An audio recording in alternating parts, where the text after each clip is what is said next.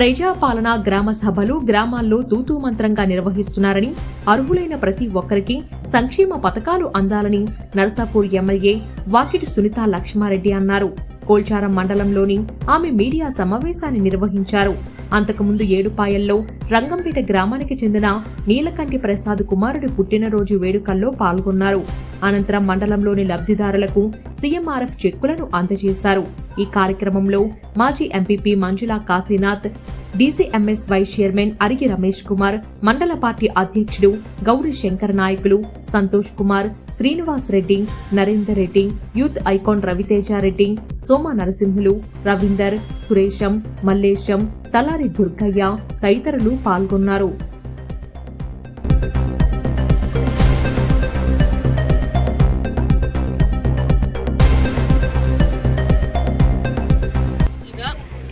గ్రామాల్లో ప్రజాపాలనకు సంబంధించినటువంటి గ్రామ సభలు నిర్వహించడం జరుగుతోంది. 4 పథకాల కోసం.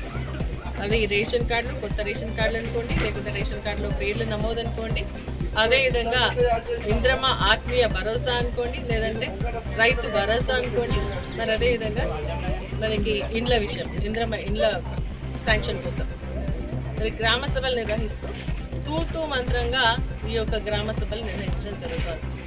ఏ గ్రామానికి వెళ్ళినా కూడా గ్రామ సభ ఎందుకు పెడుతున్నారు అంటే ఉన్నటువంటి లిస్ట్ లాస్ట్ టైం పాలనలో వచ్చినటువంటి దరఖాస్తుల వెరిఫికేషన్తో ఇళ్లకు కాలయాపన చేసిండ్రు. దాంట్లో అర్హత ఉన్నటువంటి వాళ్ళని ఒక పెద్ద లిస్టు తయారు చేసి ఇవి మరి గ్రామ సభలో పెడుతున్నామని పేర్లు చదువుతున్నారు. రేషన్ కార్డులకు సంబంధించి ప్రజాపాలన దరఖాస్తులు గాలికి ఎగిరిపోయినాయి.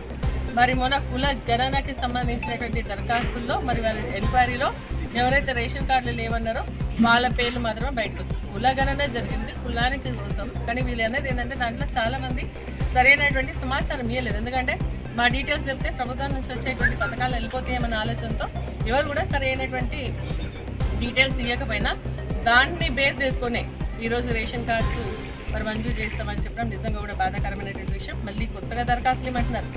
ఇన్ని రోజులు ప్రజాపదంలో మరి ఈ యొక్క గ్రామ సభల్లో బెనిఫిషియరీని సెలెక్షన్ చేస్తారు, లబ్ధిదారులను ఎంపిక చేస్తామని చెప్పి ఈరోజు మళ్ళీ ఏంటంటే అవే లిస్టులు చదువుతున్నారు.